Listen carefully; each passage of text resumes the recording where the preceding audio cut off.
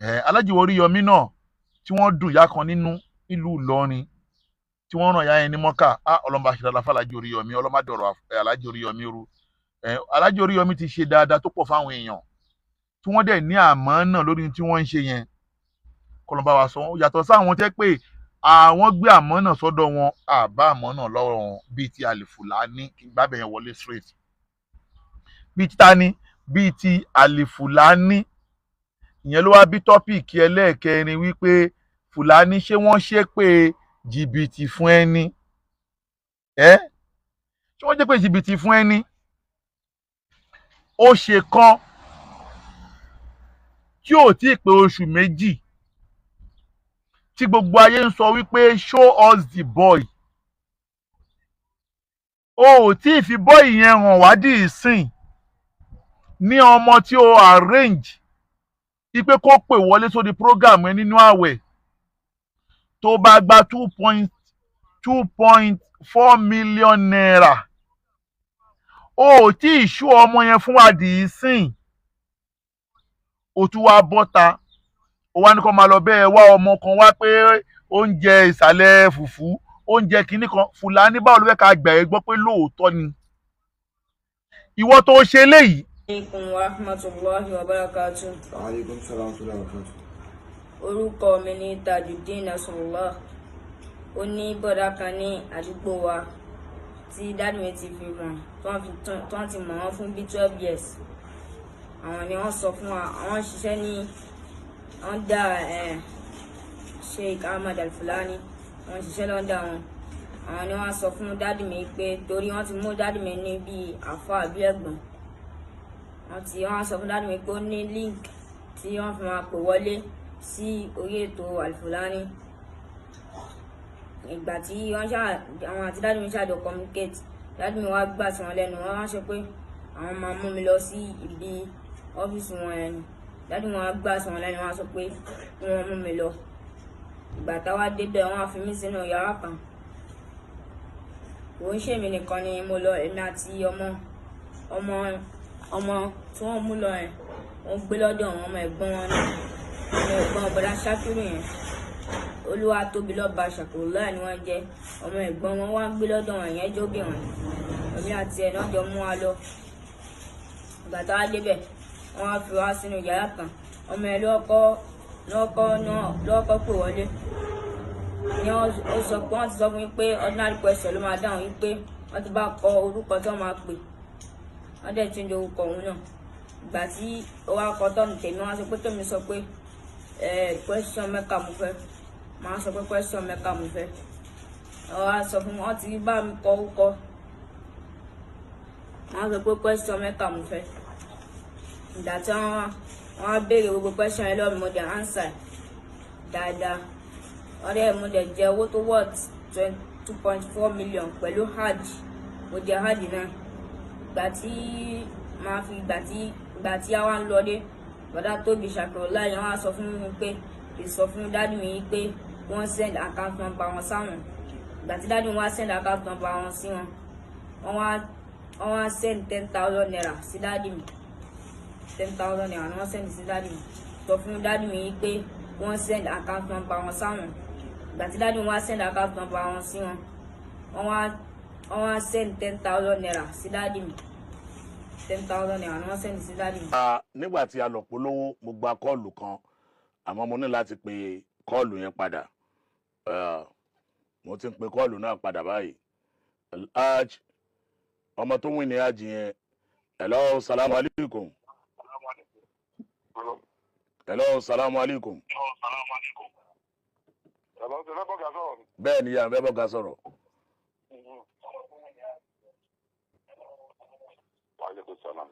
Baba, my president Alhaj Musliuddin Ayinde Akínsànyà Olúọmọ MC. 500,000 láti ọ̀dọ̀ Alhaj Musliuddin Ayinde Akínsànyà Olúọmọ MC fún Musliuddin láti Ìlọrin tó win ní hajj 2024 ojú òní tì í lágbára tọ́lọ́run 500,000 alhamdulilayi olówó ẹ̀jẹ̀ báyẹn èló lówó ẹ̀jẹ̀ ọmọ tí ń jẹ òfò èló ló jẹ́ oh my god 2,265,000 kò tí ì tó bẹ́ẹ̀ ò dúró o ń bọ̀ o. Ali Yusuf Ali Yusuf Ali Yusuf Ali Yusuf ìdílé rán mi sílé nínú ìdílé tọ́lọ́ rán mi sílé nínú. Ali Yusuf travels and tours kóyàn lọ Mọ́kà kóyàn lọ Umura láti iléeṣẹ́ Ali Yusuf aleykum salam ọmọ wa tó wìn ní hajj 2024 yìí èló lẹ fẹ́ fún. àwọn ọ̀gá wa ti support rẹpẹtẹ. bẹ́ẹ̀ ni ọ̀gá tèmi lẹ́yìn náà. Okay, I'll support it pẹ̀lú 100,000 naira. 100,000 naira láti iléeṣẹ́ Ali Yusuf travels and tours ojú òní tì yín inshallah alhamdulilayi rabbil alamin ó wá jèlò ó jẹ́ 2,365,000 tó pẹ̀lú hajj kan ìdílé tọ́lọ̀ rán wa sílẹ̀ nínú adúgbò lọ́wọ́ gbogbo yín o ọlọ́run àdúpẹ́ àwọn èèyàn ti ṣí owó yẹn lọ rẹpẹtẹ 2,365,000 ó tó jàre ẹgbàgbé ẹ̀ ó tó àdúpẹ́ bọ́lọ̀ ṣe máa ń ṣiṣẹ́ nìyẹn bọ́lọ̀ ń bá ní mo dé bọ́lọ̀ ń bá ní mo dé ń máa rí ẹ̀dá kankan tí ó sọ pé kò rí tí ì dé àgbò ní Pasuma sí kọ́ bọ́lọ̀ ń bá ní mo dé làbí ọjọ́ yẹn máa rí ó Pasuma ìbọn láti wọ́n ti rò pé kíni kò lè bá àwọn jẹ́ ènìyàn mọ́ ó padà ọmọ táyé pọ̀ wọ́n sọ ìyàwó ara wa ni má dúró má rẹ̀ wọ́n sáré àṣàjù láyé. láti ọ̀dọ̀ Alhaji Sulaiman Alao Malaika ẹ bá ń fún Musliudeen yìí ẹ bá ń fún ní 20,000 naira. lọ́dọ̀ Alhaji Sulaiman Alao Malaika ẹ fún ní 20,000 naira alhamdulilayi rabbil alamin ó wá dè lò 2,400,000 ní o 2,400,000. ẹ jọ̀ọ́ gbogbo jọ̀mọ́ gbogbo ara ti rí fídíò tí wọ́n play yìí Fúlàní tí ó lè arrange irú nǹkan báyìí fún ọmọ kékeré báyìí wípé kọ́mọ yẹn pè sórí program pé tọ́mọ yẹn bá pè sórí program ó máa jẹ ẹ̀bùn àti hajj tó dẹ̀ gba 2.4 million naira fún ọmọdé yìí lórúkọ ọmọdé jẹ ẹ̀bùn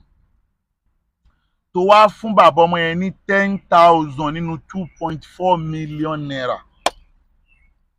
kéèsì yẹn sì wà nílẹ̀ o ó fún bàbá ọmọ yẹn ní 10,000 nínú 2.4 million naira. a dẹ̀ béèrè lọ́wọ́ ẹ títí látìgbà náà a pè ẹ́ lẹ́yìn pé ókè o a fẹ́ mọ ọmọ tó jẹ ẹ̀bùn yẹn gangan show us the boy. láti inú ààwẹ̀ títí di ìsìn o ò fi bọ́ọ̀ì yẹn hàn wá. bọ́ọ̀ì tó dẹ̀ jẹ ẹ̀bùn tó jáde ìwọ ló jẹ ẹ̀bùn yẹn nọ́sírù yìí ìwọ wá ń parọ́ pò nǹkan ló jẹ ìwọ ló arrange ẹ o nítorí kò lè má fún wọn lẹ́tọ̀ọ́ wọn ó wá ní ẹlòmíì ló jẹ ẹ̀bùn kì í fi ẹlòmíì tó jẹ ẹ̀bùn yẹn hàn wá òfin hàn wá dì ìsìn ìwọ tó òfin ẹni tó jẹ ẹ̀bùn ràn wá títí dì ìsìn ó wá ní o tún rí ọmọ kan lẹ́gbẹ̀ẹ́ títì tó ń jẹ èpo oṣù àbóúnjẹ pákí ó wá ní kó máa bẹ́ẹ̀ wá kiri wípé kí gbóhùn àwọn mùsùlùmí tí wàá dá owó fún Fúlàní báwo la ṣe fẹ́ bìlíìfù ẹ lóòótọ́ pé kò tún ṣàrẹ́njí báwo la ti fẹ́ bìlí pé kò kí n ṣe àrẹ́njí tí mùsùlùmí kan bá tún bìlíìfù ẹ tó bá dá owó fún òpònú ni kò lè gbọ́n mọ́ láyéláyé tí mùsùlùmí kan bá tún dá owó fún ẹ èyí tí mò ń sọ yìí mi ò pa á láṣẹ o ṣùgbọ́n tí mùsùlùmí kan bá tún dá owó fún ẹ lórí social media yìí á já sí pé olórí burúkú ni mùsùlùmí ẹ kò lè gbọ́n mọ́ láyéláyé torí wípé ìwọ ló announce ń sìn pé ok ọmọ kan jẹ hajj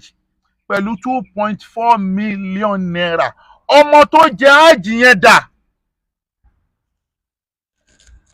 Ọmọ tó jẹ áàjì bí ìwọ ló ṣe pósítà ìjáde Fúlàní,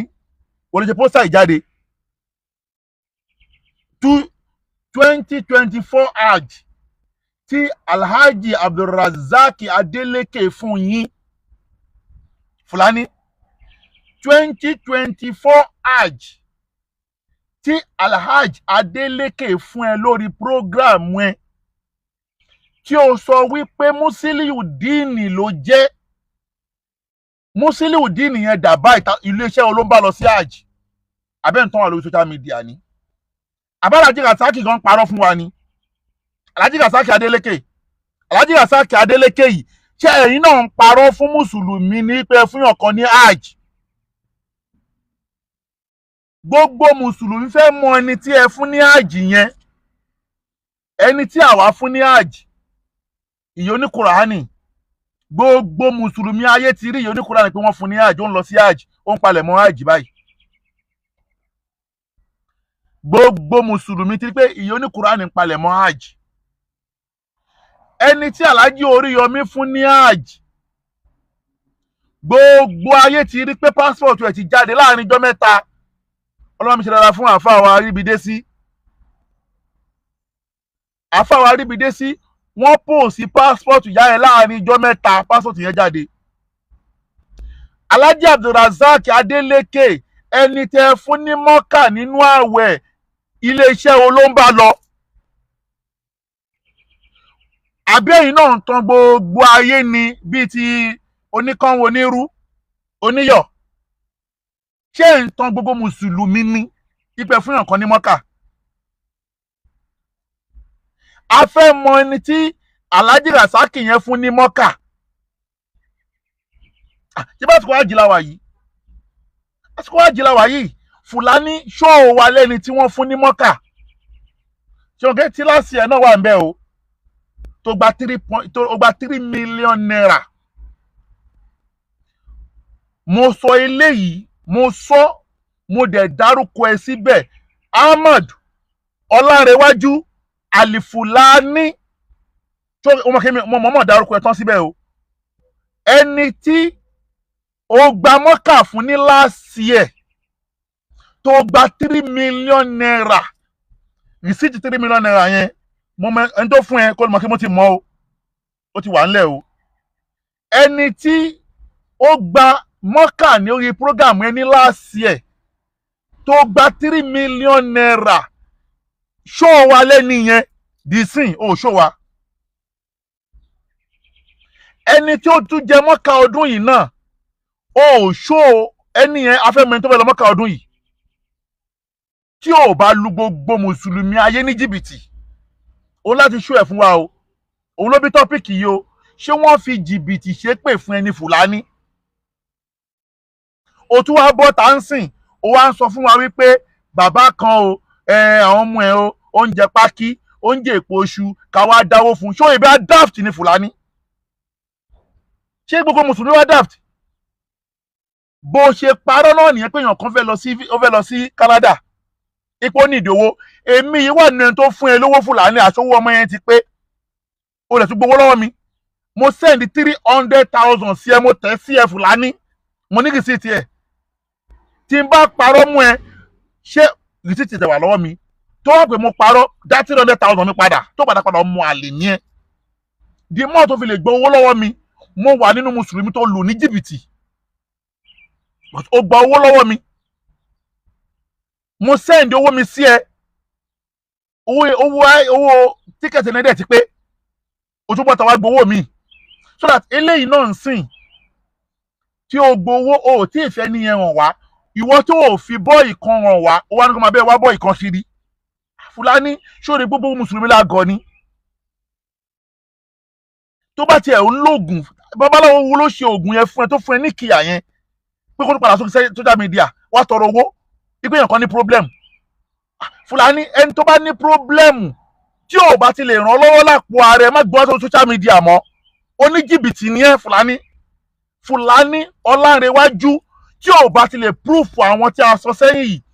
kò fi wọ́n hàn wá má gbé ní bọ́ọ̀lù àti social àwọn lu gbogbo mùsùlùmí jìbìtì ni oníjìbìtì ni ẹ́ oníjìbìtì ni ẹ́ Fúlàní ṣé gbogbo mùsùlùmí àwọn gbogbo ayé ló wá gọ̀ tó yẹn ni òun gba mọ́kà lọ́dọọdún lórí program ẹ̀ àdẹ̀rí ẹnìkan tó ṣe appreciation video rí pé mọ́kà ẹ lòun lọ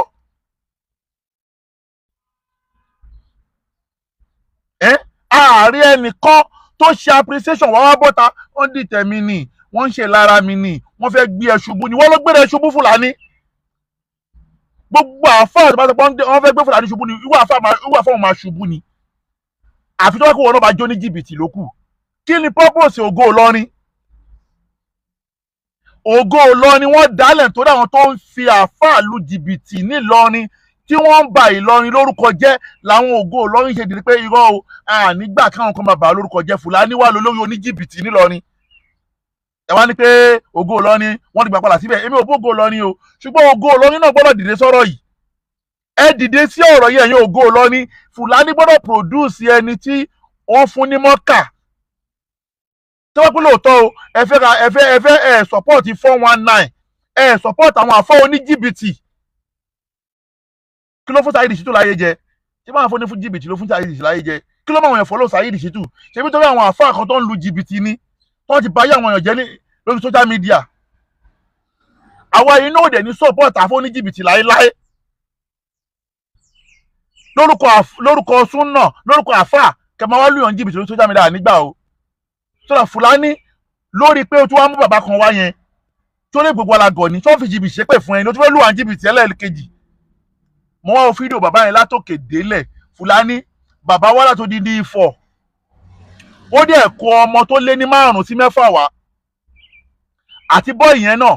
ó wá ṣe prógámù láti ó ṣe gbogbo prógámù yẹn ó ò lè tí ọwọ́ bá àpò fúnra rẹ pé ó dá mo fún yín 100,000 pẹ̀lú bó ṣe ń lu jìbìtì tó kí àwọn èèyàn tó wá dáwó fún ẹ kó tó wá gba percentage kó tó gba pàṣẹ gẹ́gẹ́ bó ṣe lọ gba pàṣẹ lórí kéèsì ọmọ ìyá àbẹ́ta tí Young Sheikh ṣe gẹ́gẹ́ bó ṣe gba pàṣẹ lórí kéèsì àfa bíríkìlìyà tí àfa bàásì ti ṣe tẹ́pẹ́ wo ò lè ṣe nǹkan kan torí Ọlọ́run àfi torí jìbìtì wá yí ẹ lóde ẹni tí kájú ẹ̀ fún ní mọ́tò lórí péèjì ẹ àárídè níyì ẹni tí kájú ẹ̀ fún mọ́tò àárídè níyì ó wá tún ní o fẹ́ gbowó kan lórí social media Fúlàní èmi máa dúró tì ẹ́ lọ́rùn o tó wá ní pé mo fẹ́ gbé ẹ ṣubú ni kọ́lọ́ńfà níyàn mi dá mi lẹ́jọ́ àná láti ṣó wa lọ́mọ yẹn wá yí ẹ ayé wa báyìí pé Saheed Shittu wa ń bẹ lọ́hùn fún ẹ wọ́n ní Ọlọ́run o Saheed ó ní Ọlọ́run o báwo ojú kòkòrò kó lójú Fúlàní àbàkí Fúlàní lóòótọ́ ló ń lu jìbìtì Saheed wa ń ṣàdúrà fún ẹ kò lè defend ẹ kò rí ẹ defend ó ní Ọlọ́run o báwo ojú kòkòrò àmukọ̀kan tí Fúlàní ń ṣe ò dáa ó ti ń ṣe tipẹ́tipẹ́ a ti sọ fún ni kò gbọ́ ni Ọlọ́run ṣàánú wa Fúlàní Ọlọ́run o ojú kòkòrò kó lójú ẹ yóò ijó máa lu jìbìtì Saheed wa ń bẹ ẹ̀bẹ̀ Ọlọ́run ó lè ń bó lè bẹ̀bẹ̀ wá yí ẹ lóde lórí pé tí wọ́n fi jìbìtì ṣépè fún ẹni ó ti ẹ̀ ṣéǹjì bàtà yẹn Saheed Fúlàní ó ṣéǹjì bàtà yẹn ihun tó ti ṣe nú àwẹ̀ arẹ́njí kan tó ṣe nú àwẹ̀ tó ò tí ì kúrò lórí ẹ̀ ó tún lọ ń ṣe arẹ́njí míì wà lọ pé báà la ṣe fẹ́ bìlíìfù ẹ pé lóòótọ́ ni bàbá tó bímọ púpọ̀ bàbá mi ò dínà oore yín o ṣé gbogbo àwọn ọmọ yẹn Ọlọ́run máa wò wọ́n náà máa dá wọn sí o bàbá tẹ bá nídìí ìrànlọ́wọ́ mi ẹ pé nọ́mbà mi fún ara mi màá fún ìkan náà ọmọ yín ní scholarship bàbá ẹ pé nọ́mbà mi àbí kí bọ́ọ̀lù tó ṣe fídíò yẹn pé nọ́mbà mi fún ara èmi màá fún ìkan náà ọmọ yín ní scholarship màá rán lọ school látòkè délẹ̀ èmi ò dínà oore o tó bá pé lóòótọ́ ni o máa rán ó yẹ kí Fúlàní fúnra rẹ̀ tó bá fẹ́ tọrẹ àánú ibi tó dé dúró lórí mídíà lẹ́nìí ó jẹ́ kó tọwọ́ bá pò kó ràn yín lọ́wọ́ ni àwọn méje wá láti di Ọ̀fọ̀ ó lè fún 100,000 ó lè fún 100,000 so that wọ́n bí ká tún gba ìgbọ́ lórí social media yìí àwọn ò ní gbà ní fiẹ́lẹ̀ o ìwọ kan náà ni show us the mosque Fúlàní ìwọ kan náà ni show us the mosque títí di ìsìn ààrẹ mọ́ṣáláṣí o láti 4 years ago ààrẹ mọ́ṣáláṣí di ìsìn o ìwọ kan náà ni Bobrisky ìwọ kan náà ni show us the boy. Kí ló ní ṣé wọ́n nìkan ni Fùlàní, ṣé wọ́n nìkan ni wọ́n máa wá tán ayé wọ́n dìtẹ̀ mí ni wọ́n fẹ́ gbé ẹṣu wọ́n máa wá wọṣọ bíi pé wọ́n ni afọláta kìlú ṣé àwọn tó ń fún ẹ lóògùn òní làákàyè ni ṣé wọ́n fún ẹ ní làákàyè ni. Òótọ́ a ní ìdí irú èèyàn tó máa ṣe ìtọrẹ àánú nú ẹ̀sìn ṣùgbọ́n tí ẹ̀yàn ìwọ lù à ń jìbìtì ni. Ẹni bá ní ìtọrẹ àánú lọ sọ́dọ̀ àáfà young sheik lọ́bà àáfà yẹn ṣé bá àáfà yẹn lẹ́bi sí olómọ fún lówó àwa ta súnmọ́ mi sí olómọ gan àmọ́ pé wọ́n fún àáfà yẹn lówó kó máa kọ́lé fún ìyá kan ó parí ìyá yẹn ó dìlífà ilé náà ó parí ilé ìyá yẹn ó dìlífà ilé. Èwo ni Fùlàní ṣe rí tó ṣàṣeyọrí